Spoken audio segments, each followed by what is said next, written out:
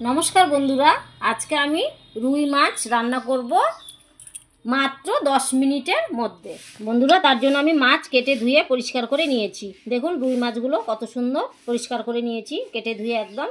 तार संगे निएछि आमी संगे देखुन दुटो बड़ो साइजेर आलू केटे निएछि डुम डुम करे एरकम।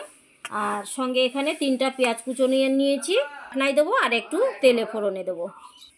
मशलाय निएछि देखुन अल्प परिमाण आदा একটা এখানে গোটা রসুনের কোয়া নিয়েছি খুলে সঙ্গে একটু শুকনো লঙ্কা গোটা গরম মশলা আর একটু পরিমাণ জিরে নিয়েছি। এটা আমি পেস্ট করে নেব মশলাটা আর গোটা মশলাটা আমি এটা থেতো করে দেব। বন্ধুরা আমি মাছের গায়ে লবণ হলুদ ভালো করে মেখে নেব। দিয়ে দিলাম এখন আমি পরিমাণ মতো হলুদ গুঁড়ো দিয়ে দিচ্ছি।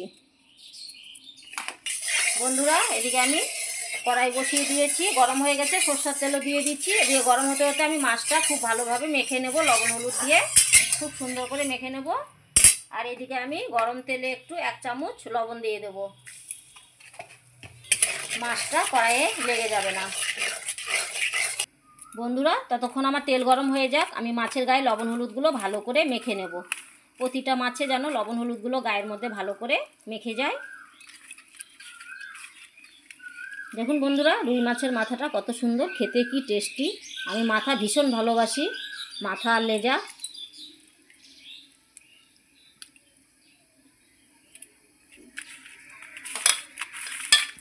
বন্ধুরা আমার মতো মাছের লেজা আর এই মাছের মাথা কার কার ভালো লাগে অবশ্যই কমেন্ট করে জানিয়ে দেবেন। বন্ধুরা এই দেখুন আমার কড়াই গরম হয়ে গেছে কত সুন্দর ধোঁয়া উঠছে কড়াই থেকে। আমি এখন এক এক করে মাছগুলো ছেড়ে দেবো।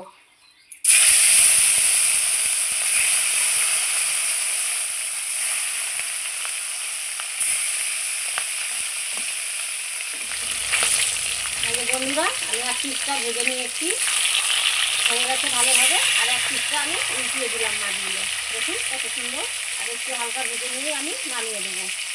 মাছটা খুব কড়া করবো না। বন্ধুরা এই দেখুন আমার মাছ 2 পিসটা খুব ভালোভাবে ভাজা হয়ে গেছে। আমি মাছগুলোকে এখন উঠিয়ে নিচ্ছি। দেখুন মাছ ভাজা হয়ে গেছে সুন্দর করে।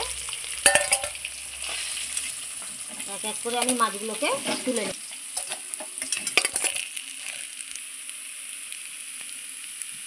আমি এক এক করে বাকি মাছগুলো এইভাবে ঠিক ভেজে নেব।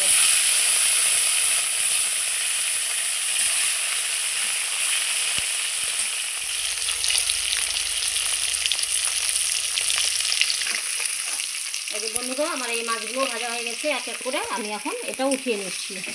দেখুন কত সুন্দর এই লেজা আর মাথা যাদের ভালো লাগে আমার মতো তারা অবশ্যই কমেন্ট করে জানিয়ে দেবেন। আমি মাথাটা ছেড়ে দেবো।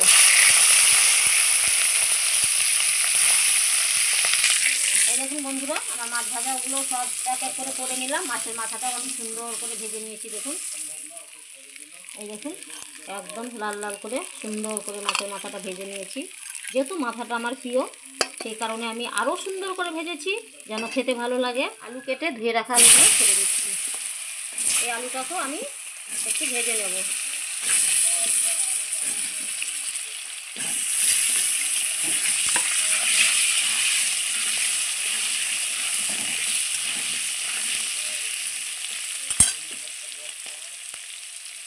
আমি একটু লবণ দিয়ে দিলাম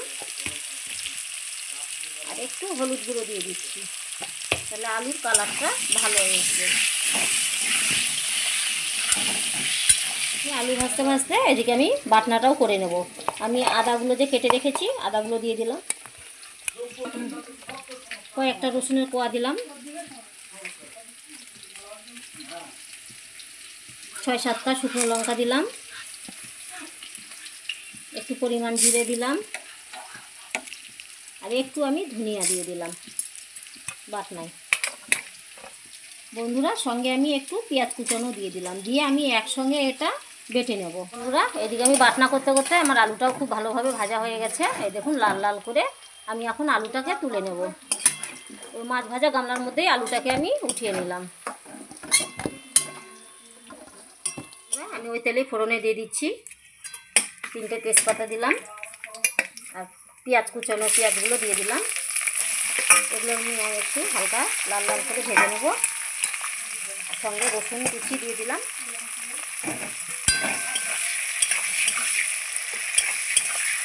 পেঁয়াজটা যখন আমার নরম হয়ে যাবে, একটু লাল লাল হয়ে যাবে, তখন আমি মশলা দেবো। আমার পেঁয়াজ ভাজা হয়ে গেছে, এর বেশি আমি আর ভাজবো না। পেঁয়াজ আমার ভাজা হয়ে গেছে। বেটে রাখা মশলাগুলো আমি এখন এর মধ্যে ঢেলে দেবো।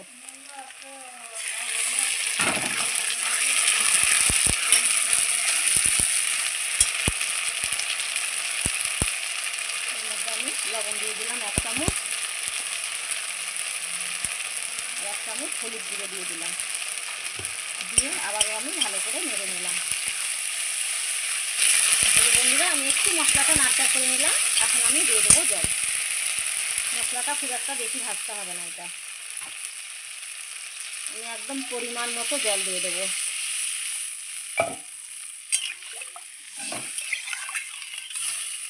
বন্ধুরা, আমি ঝোলের মধ্যে ভেজে রাখা আলুগুলোও দিলাম, আর গোটা গরম মশলা থেতো করে উপর দিয়ে দিলাম।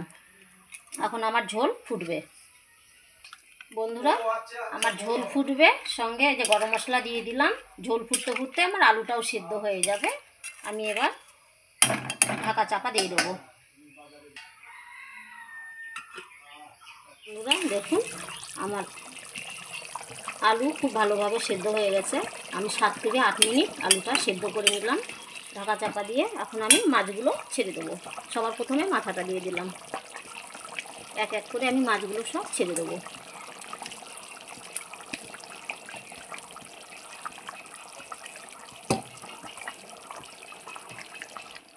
বন্ধুরা, আমি মাছটা পরে দিলাম যখন আলুটা সেদ্ধ হয়ে গেছে। আগে মাছটা দিলে কি হবে, ভেঙে যাবে। আর এখন মাছটা দিলাম, এটা ভাঙার ভয় থাকলো না, গোটা গোটা মাছই থেকে যাবে। দেখুন আমার আলু সেদ্ধ হয়ে গেছে। তারপরেই আমি মাছগুলো ছেড়ে দিলাম এক এক করে সুন্দর করে। এখন তরকারিটা ফুটে যাবে, তারপরে আমি নামিয়ে নেব। দেখুন হয়ে গেছে, আমি এখন এটাকে নামিয়ে নেব।